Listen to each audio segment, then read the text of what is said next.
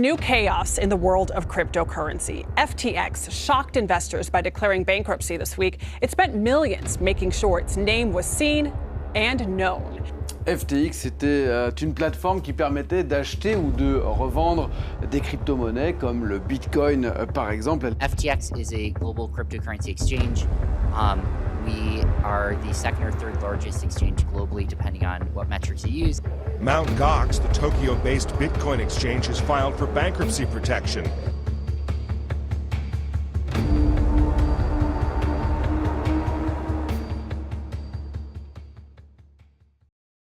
Bonjour à toutes et à tous, soyez les bienvenus dans cette vidéo. Aujourd'hui, nous allons parler d'un sujet très important concernant les crypto-monnaies, à savoir les wallets ou portefeuilles en français.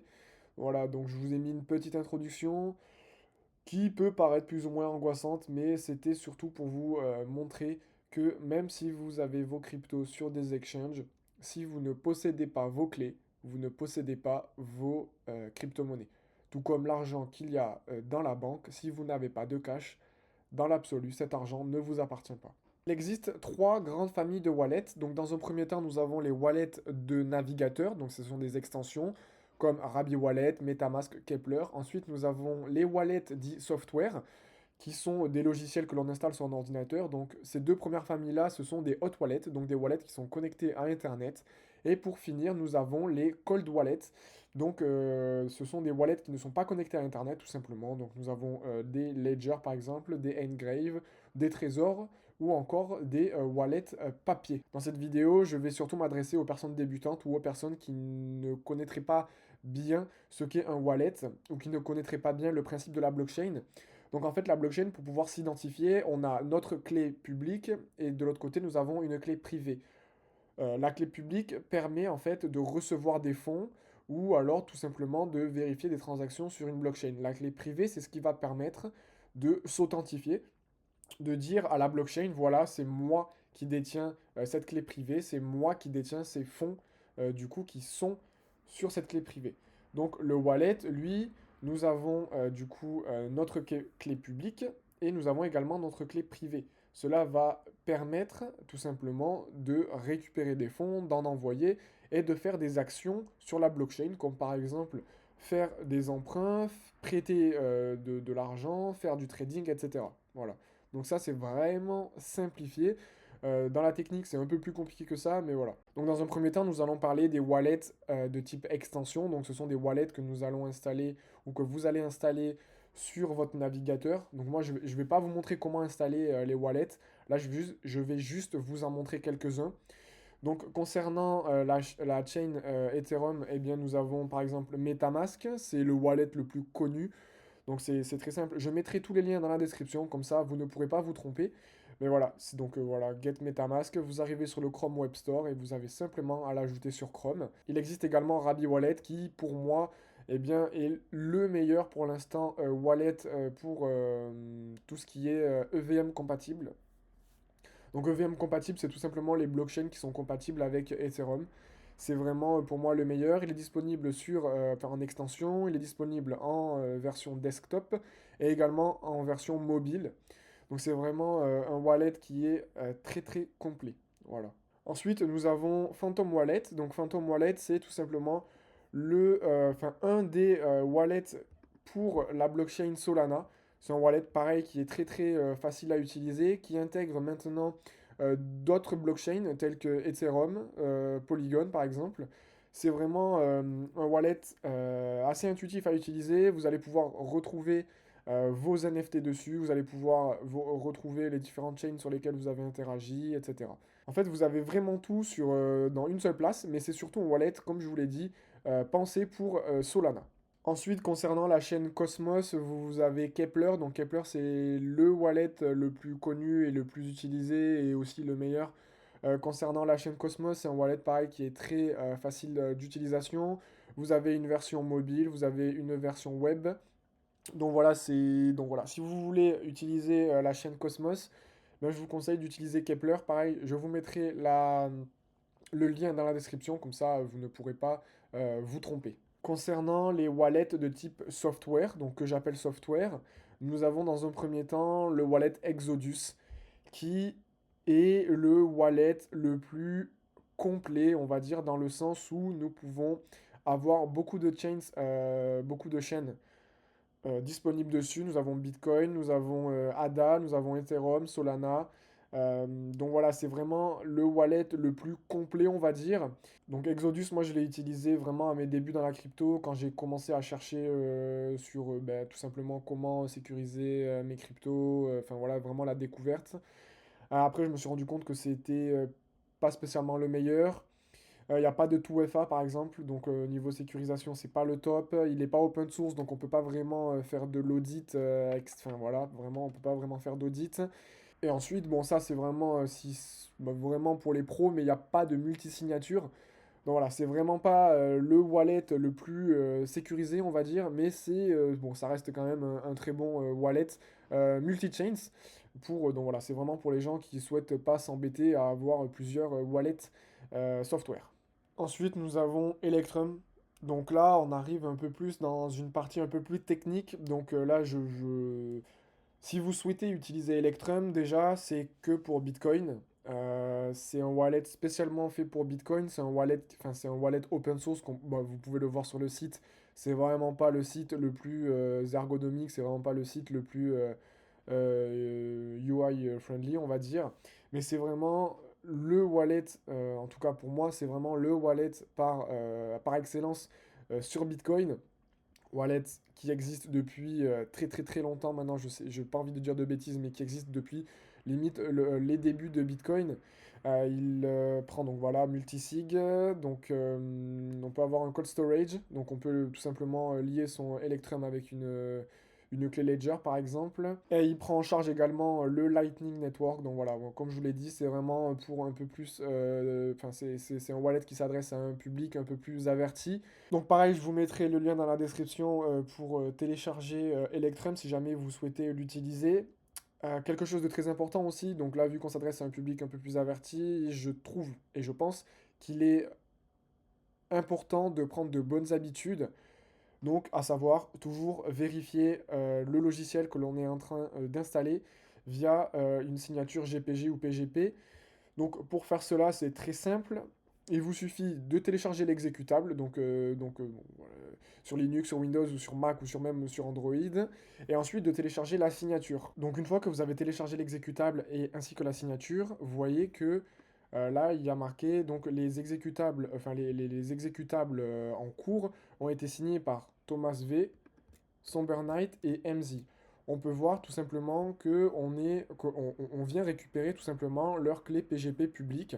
Donc on vient faire un clic droit, enregistrer sous, on enlève le point TXT et on vient l'enregistrer. Donc on vient faire pareil avec le suivant, enregistrer sous, Somber Knight Release Key ASC, venir le dernier, on enregistre également mz.asc. Moi il me semble que je l'ai déjà fait, voilà exactement, je l'ai déjà fait.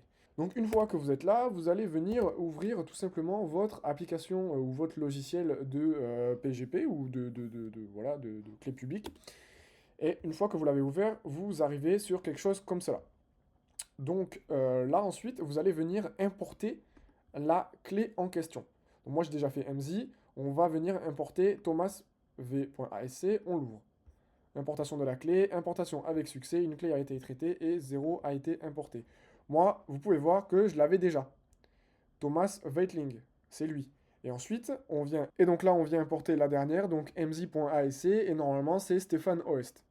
Voilà, c'est Stéphane Oest, exactement. Donc une fois qu'on a importé les trois, eh bien, on peut fermer. On peut retourner dans notre Finder, et là, vous allez venir faire un clic droit sur l'application.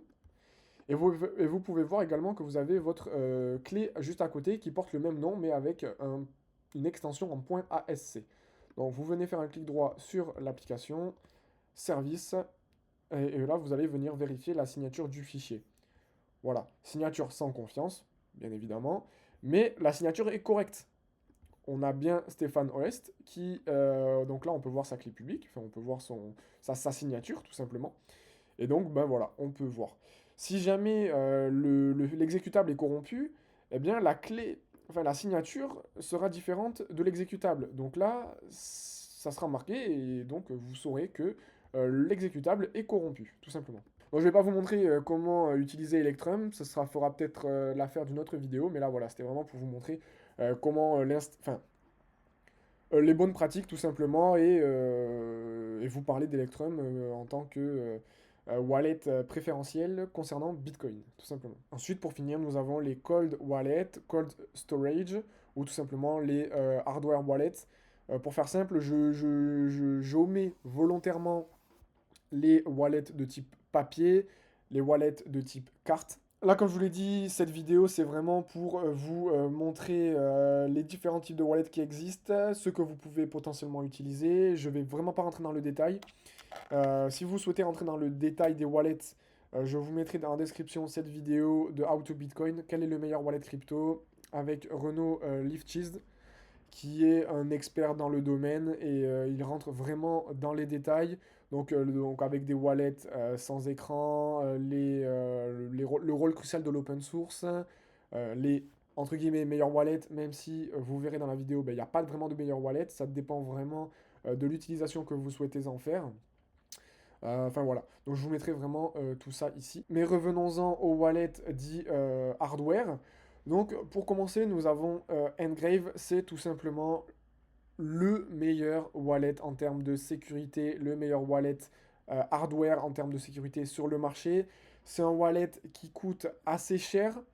C'est un wallet vraiment haut de gamme qui coûte actuellement 349 $ si je dis pas de bêtises. Non, là c'est un combo, c'est le 0. Voilà, qui coûte 400 €. C'est tout simplement le wallet le plus sécurisé sur le marché actuellement. Donc pour interagir avec la blockchain, ça se passe seulement avec un QR code. Il n'y a pas de connexion filaire, il n'y a pas de connexion en Bluetooth, il n'y a rien de tout ça. Comme vous pouvez le voir, il y a différents types de sécurité. Donc ça va de EAL1 à EAL7. Et lui, tout simplement, il est certifié EAL7. Donc c'est vraiment le meilleur. Même Ledger n'est pas certifié EAL7, donc c'est pour vous dire. Il y a également une sécurité biométrique, donc qui renforce encore plus l'aspect sécurité. Et il est également compatible avec Rabi Wallet et MetaMask, donc ça peut être très très intéressant pour faire de la DeFi par exemple. Ensuite, nous avons bien entendu Ledger qui a été un peu dans la tourmente avec un produit qu'ils ont sorti, mais qui, vous n'êtes tout simplement pas obligé de l'utiliser. Voilà, Ledger reste un très très bon produit, un très très bon wallet, si je devrais dire, certifié EAL6. Ledger actuellement propose plusieurs wallets, donc il y a le Ledger Stacks qui est à 400 balles, le Ledger Flex qui est un peu plus petit que le Ledger Stacks à 250. Ensuite nous avons le Nano X et le Nano S+. Personnellement j'ai le Nano S+, il est très très bien, très intuitif. Il n'y a pas besoin d'avoir plus, selon moi, pour avoir, en termes de cold wallet, il n'y a vraiment pas besoin d'avoir plus. On a beaucoup de chains qui sont inclus dans le Ledger. Donc Ledger fonctionne avec Ledger Live. Ledger Live, c'est tout simplement l'application software qui va permettre de venir tout simplement interagir avec la blockchain. Donc comment ça fonctionne? Vous branchez votre Ledger à votre ordinateur, vous lancez Ledger Live, vous autorisez la connexion et là vous allez pouvoir récupérer des fonds, envoyer des fonds, faire du swap, acheter de la crypto, etc. Voilà. Donc Ledger Live propose une grande variété de chains comme par exemple Optimism, Arbitrum, l'USDC, Tron, Bitcoin, Ethereum classique, XRP, Tron, Tether, la BNC, etc.